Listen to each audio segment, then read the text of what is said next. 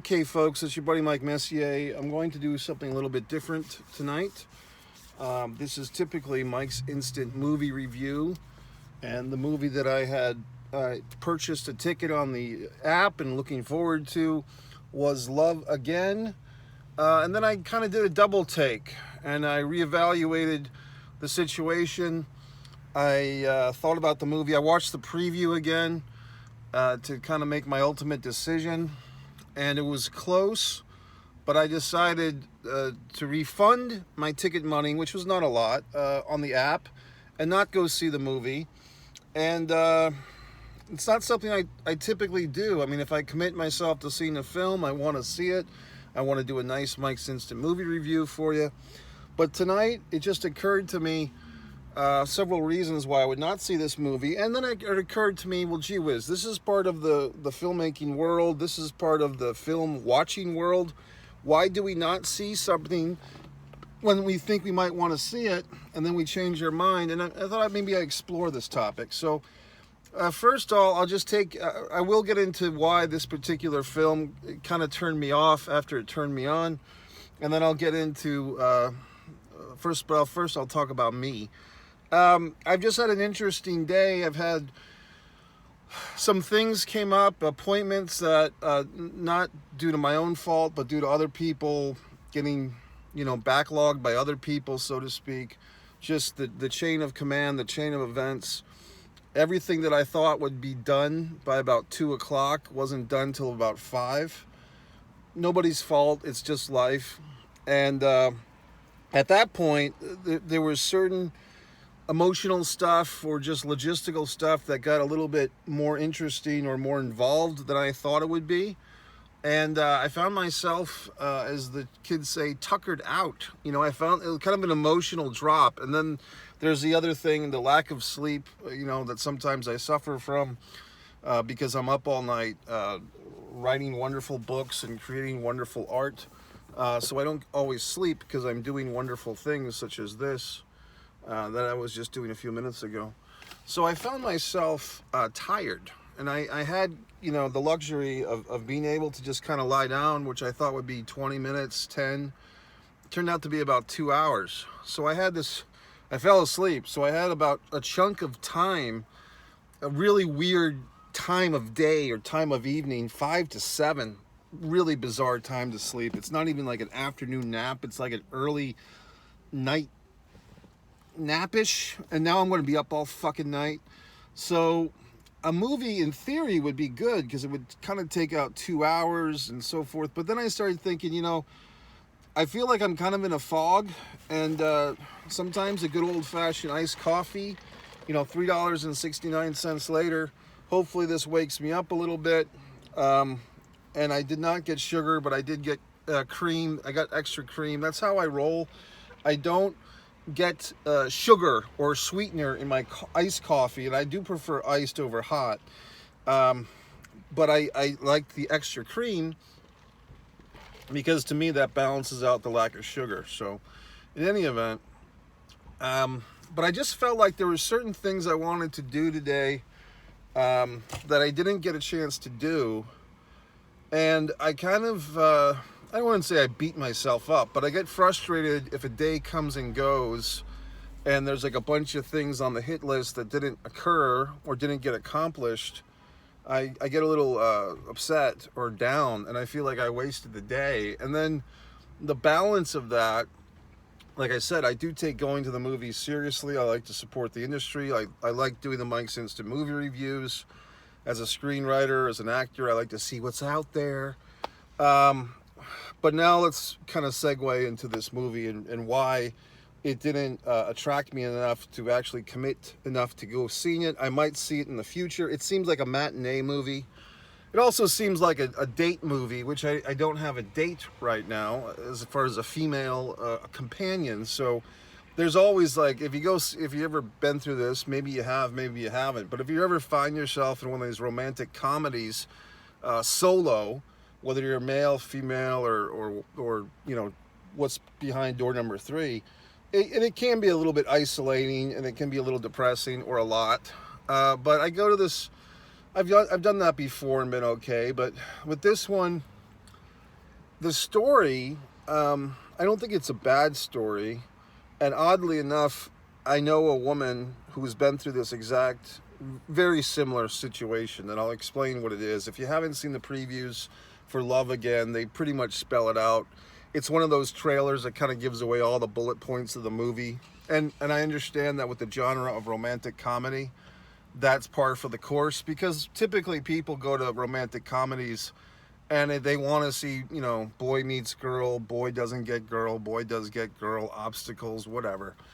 So it's a pattern, it's a template, and it's a successful one. And a lot of careers have been launched. The Ryan Reynolds, even our buddy Matthew McConaughey, all these assholes, Sandra Bullock, Julia Roberts, they've all put their time into these romantic comedies. They're a surefire thing. They're kind of the women's, you know, version of the horror film. Not that the horror film is there's a lot of girls that like, women that like horror films too, girls and women.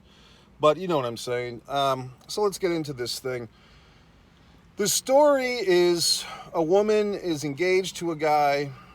They're, I guess, late 20s, early 30s maybe. Unfortunately, the guy passes away at a young age.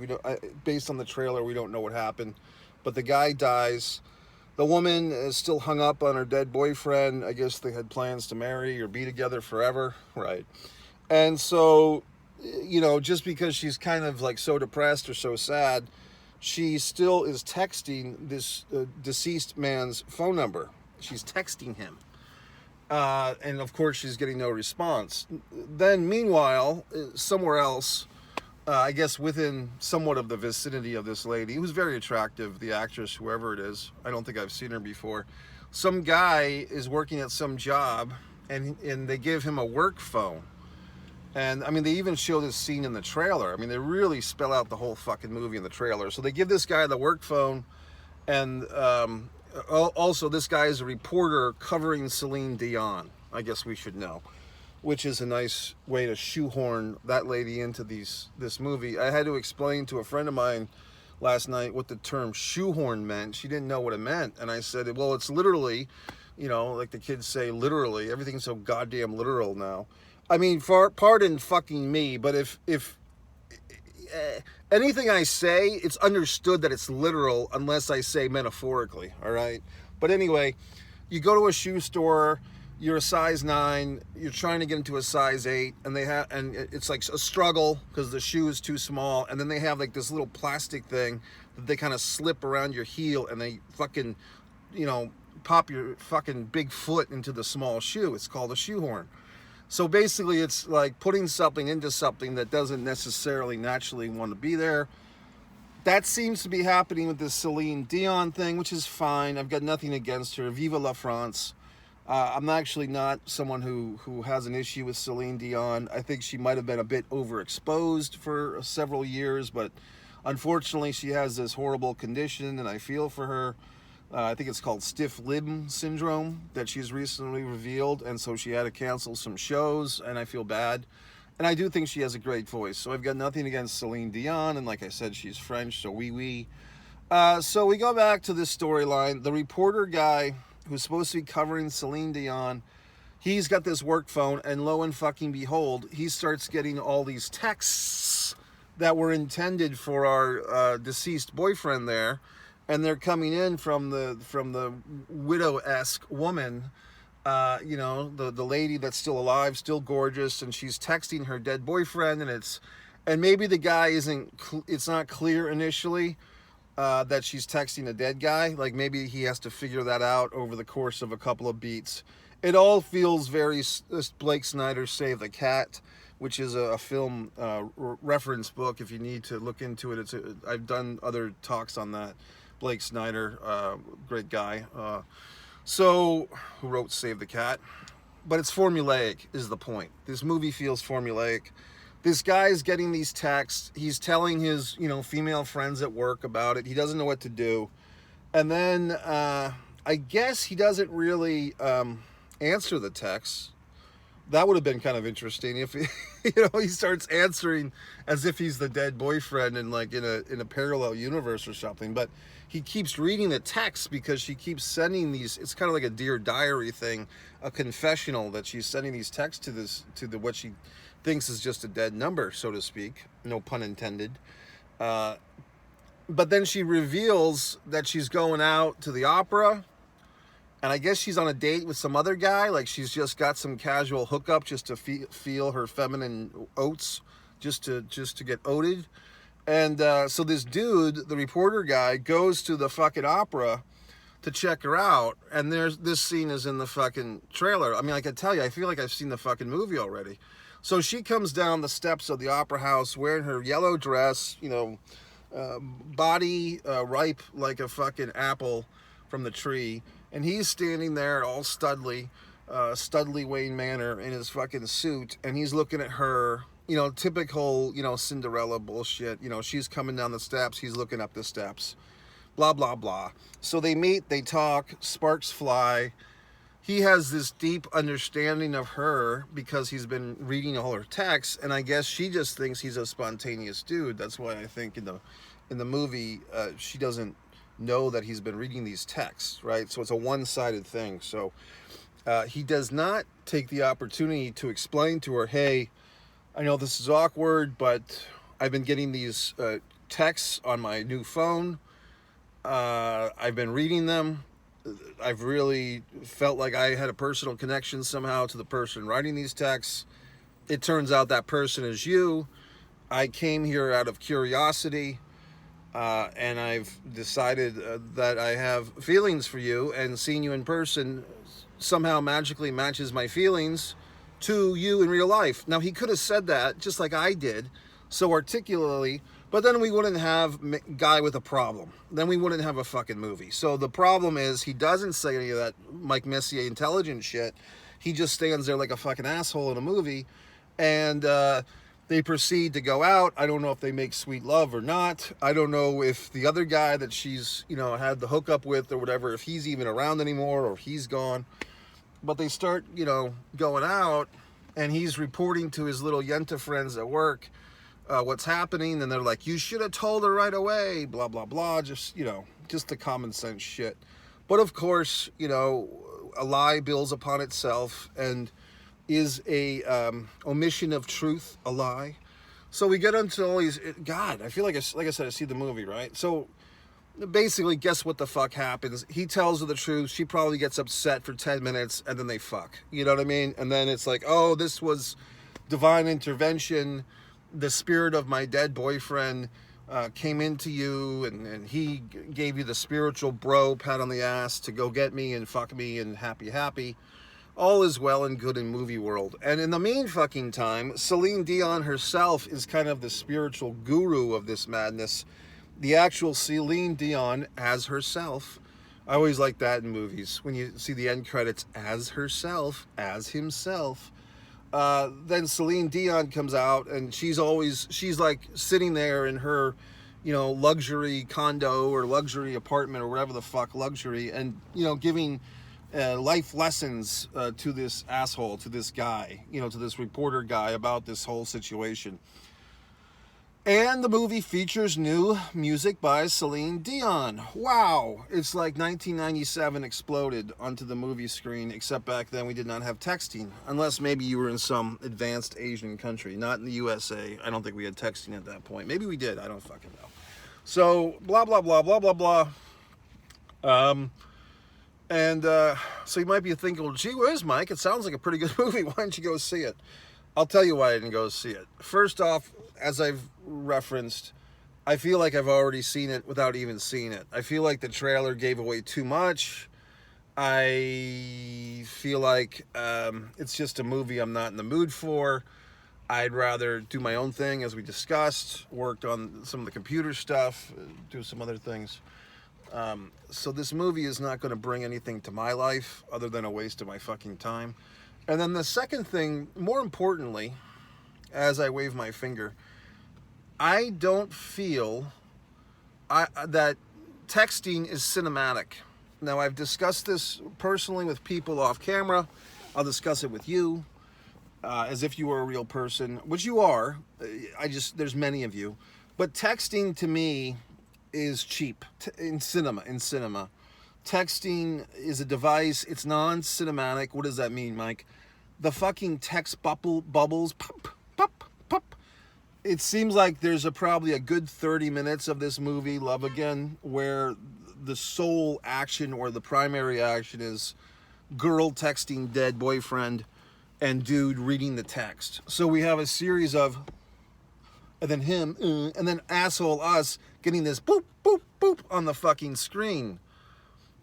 I don't need to see that. That doesn't do anything for me, okay? It would be more interesting if she was writing like fucking letters to the guy, like handwritten letters.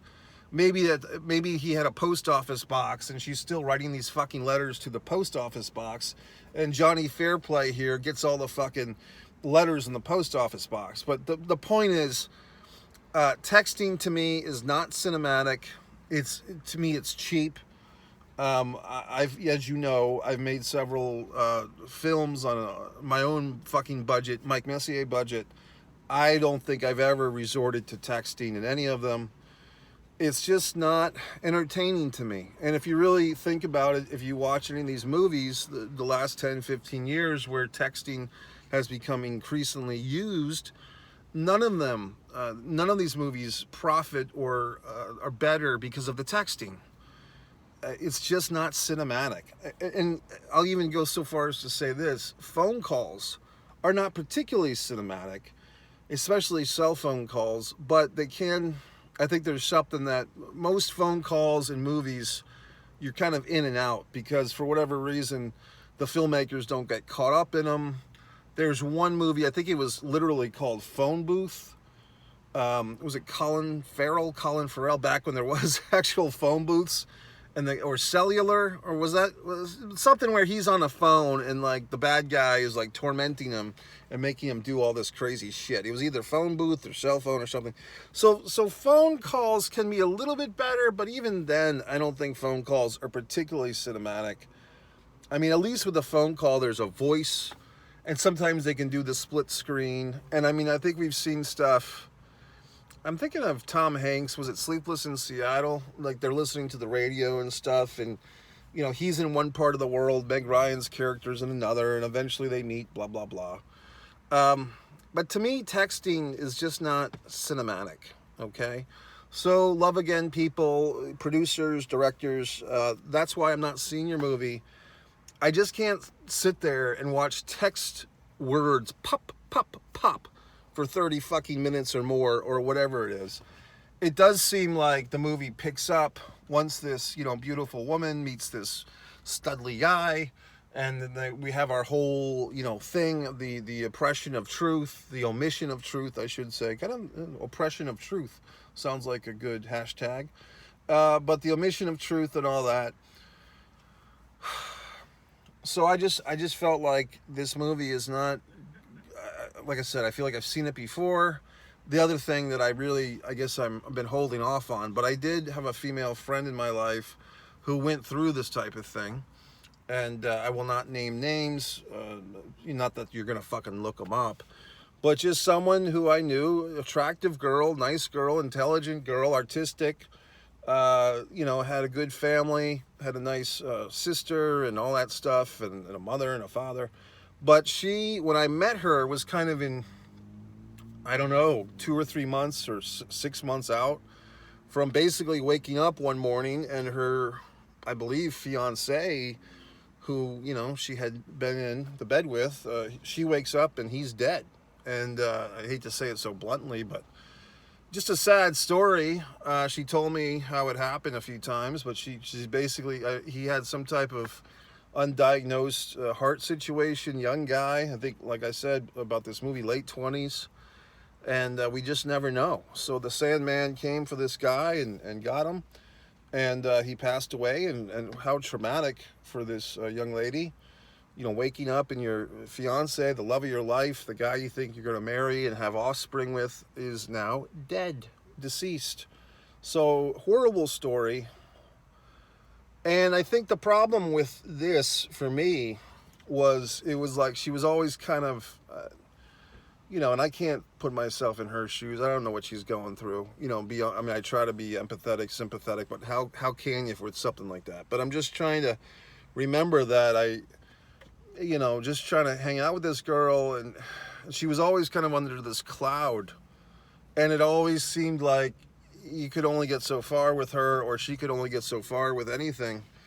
And then it was like she kind of cut herself off, because it kind of, to me, just, it felt to me like she had survivor's guilt, that she couldn't really fully engage with life or take advantage of any opportunities, socially or career-wise or anything, because there was this level of guilt that she didn't want to live too well, because that would somehow dishonor his memory and what they could have done together. So, sad fucking story, huh? Now, there was no texting to a dead boyfriend back then with this situation, but I just remember it being kind of frustrating, you know, as her friend, just kind of watching her go through this, because it did feel like she was dying too, you know, like she was the living dead. And you wouldn't know it unless you got really into the weeds with this young lady, because on the surface she was doing fine, but the reality was I don't think she was fine.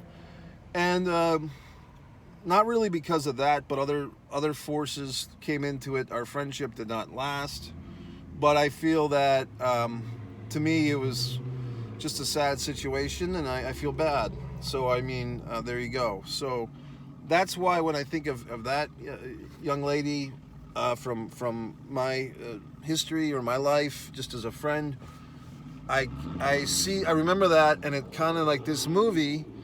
You would think I would be inspired to go see it and blah blah blah. I wonder if she goes to see it, to be honest with you. But I feel like I wouldn't say it hits too close to home, but I've seen this thing play out. You know what I mean? And I've seen the reality of it, at least in this one microcosm of a situation. And this friend of mine, and I just, of course, Hollywood, you know, unfortunately for my friend, she didn't have Celine Dion, you know, chiming in to help her get laid or whatever. So in this one, I just feel like this is the sugary sweet version of events, you know, fictional. That's what puts asses in seats. That's how rom-coms do business. But the reality is much different.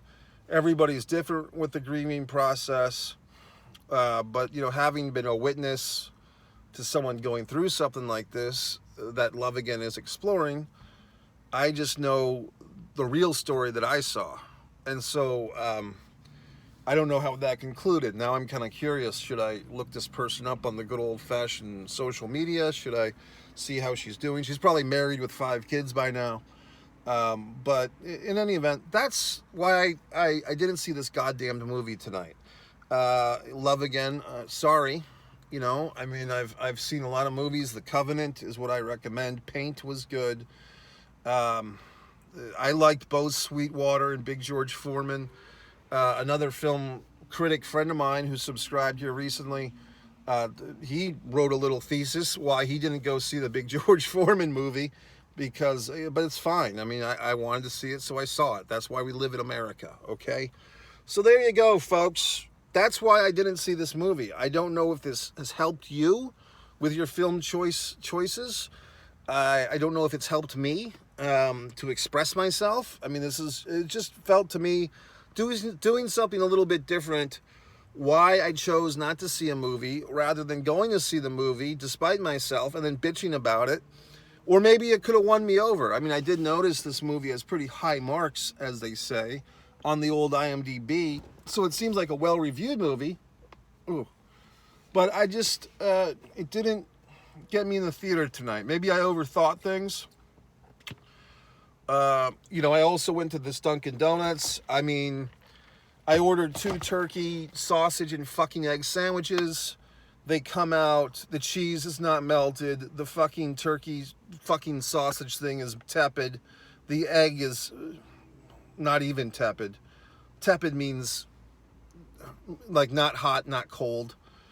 And so then I have to fucking stand up and go to the counter and ask the fucking woman, you know, who's like probably 16, if they could cook these things for me again. She seems confused by this, Like, I'm like, yeah, it's just not hot. It's like the fucking cheese is not melted. She takes them in the back. She doesn't make me new ones. She just fucking reheats them. And I'm like, something's going on with their fucking, whether it's a microwave or a convection oven or whatever the fuck. These are just not coming out right tonight.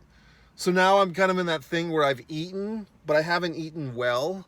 So I'm just kind of angry. Like there's a certain regret that I chose to go to this goddamn Dunkin' Donuts and get a mediocre a sandwich, breakfast sandwich at fucking 9 o'clock at night. So I'm a little bit tepid myself with humanity.